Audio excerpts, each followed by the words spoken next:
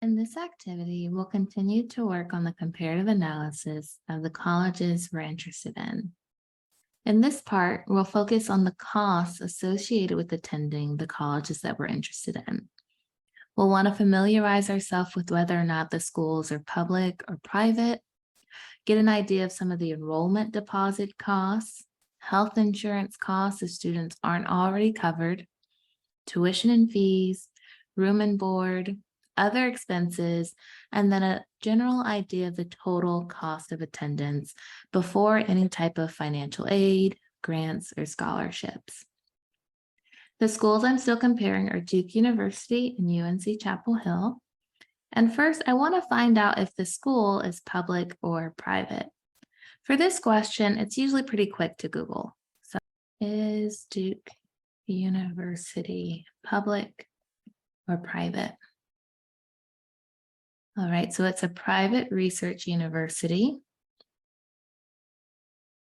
And I like to see if I can get that information from the website itself. Let's see if they mention private.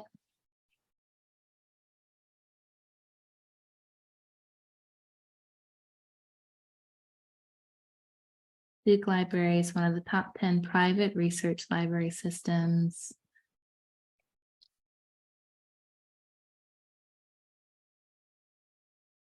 All right. And all the sources that I'm seeing say it's a private, not-for-profit college. Private research university, private institution. Perfect, so I'll go ahead and put private. We want to know whether or not the school is public or private because public institutions are often more affordable than private institutions, so long as you're eligible for the in-state resident tuition rebate. So if you are attending a public university or college, you only get the in-state tuition rate if you meet the school's residency requirements. Next up, to find out the enrollment deposit, this is something I can probably find from the school's website. So we're going to go to the link that I saved earlier. Okay, so I paused the recording for a moment. I'm going to search admitted students FAQs because they don't list an enrollment deposit. And I'm not sure if that's because the school just doesn't require it or they don't tell you that until after you get your own Duke portal. Let me see if I can find anything about deferring your acceptance, confirming your acceptance, because that enrollment fee would be included there. Let me see. I'm going to scroll down to the bottom to FAQs. And I see they have gap year policies here.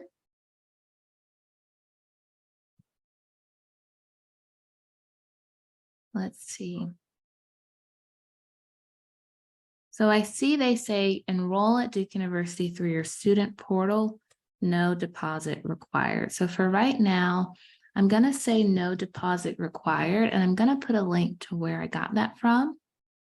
And we'll see if the second school that I'm interested in requires a deposit or it doesn't. So no deposit required.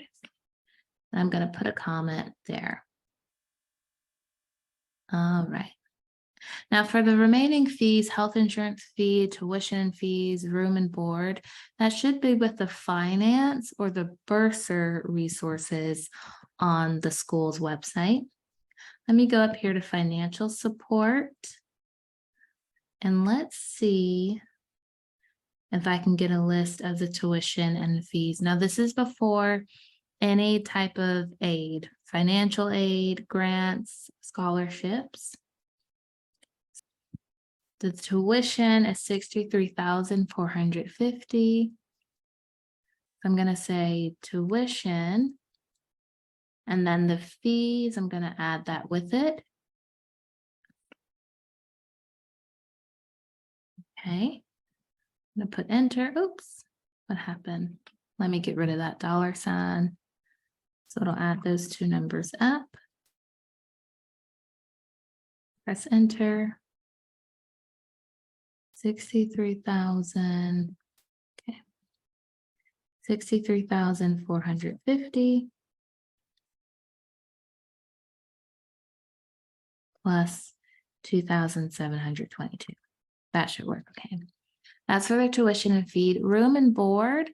Board is sometimes represented as food on certain websites. So housing or room on average is $9,884. So I'm going to say equals $9,884 per year plus board or food, which was $9,182. $9,182. Okay, other required expenses. Let's see if they have any additional expenses. Let's see, they have miscellaneous personal expenses. That's the stuff you kind of forget about. You may have to account for once you move from home. So paying for cosmetics, paying for copays to the doctor, paying for clothing, paying for bedding, supplies for your dorm room. I'm going to leave that off for right now, but for books, course materials, and supplies, I will include that on my chart. Let me go back to, let's see,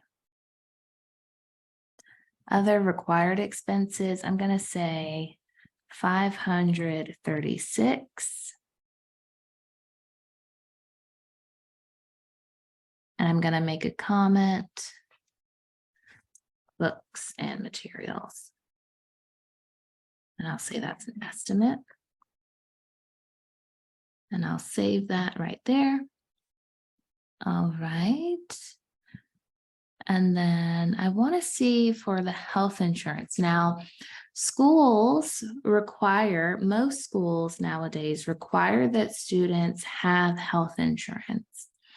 If you already have health insurance through your parents' or guardians' work or any other avenue, then you would just have to show your school that you have that proof of health insurance.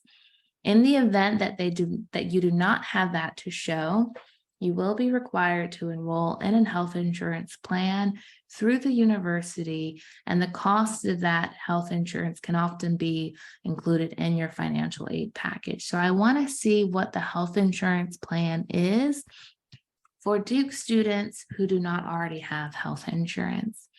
They don't show it here, but I'm going to see if I can search for, let me go to the Office of Undergraduate Financial Support and see if they will give me a list of the schedule of fees. Let's see.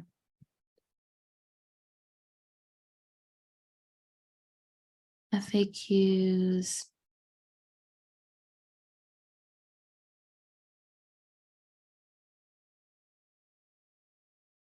I'm going to search up here, tuition and fees.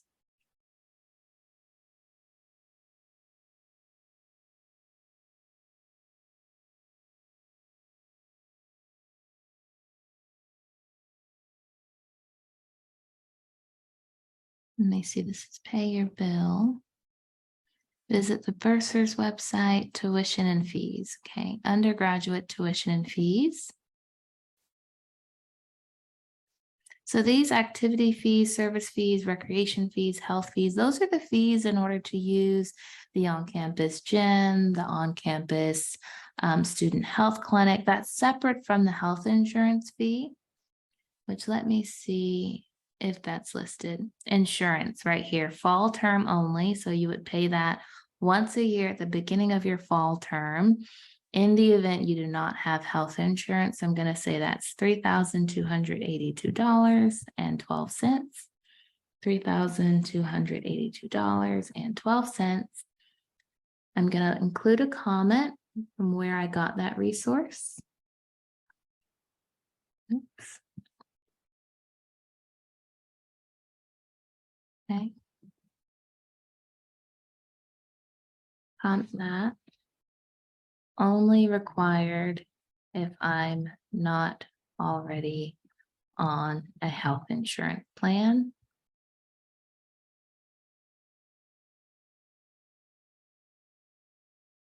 All right, comment. And then the total cost of attendance, I can just add up the numbers from above. I'm going to skip the health insurance fee because that's not required if you already have health insurance. So the estimated annual total cost of attendance is $85,774. And we'll see if that's the same as what was listed on the financial aid website. Let me go here and see if they include total cost of attendance. This is by semester. Okay, let me go back to the original site. So on the original site, they had it estimated at $89,630, which is a little higher than what we have because they're including the price of transportation for students who are living out of state and they have to fly in and fly out each year over the winter breaks. And then they have this miscellaneous personal expenses, which can vary pretty widely from person to person. So I didn't include that in our total estimate, but I will save that and link it right there. Okay. So now I have a pretty good overview of what my first school will cost without any aid, without any scholarships. And I know that they don't require an enrollment deposit. So that's good to know. That's one additional fee I can avoid my senior year of high school. All right. So I know Duke is a private university. This school, like most schools, will require me to enroll in a health insurance plan if I do not already have coverage. The tuition and fees for each year is about $66,000 at the time of this recording. Room and board is about $19,000 per year at the time of this recording. And then I just included under other required expenses, the materials and books estimate that they provided, because depending on the coursework, you're going to have to buy a lab notebook, buy goggles, buy textbooks, even if they're used, pay for online homework software. All right, so that's it for my first school, and I will see you in the next video where we'll work on the cost associated with the second school I'm interested in.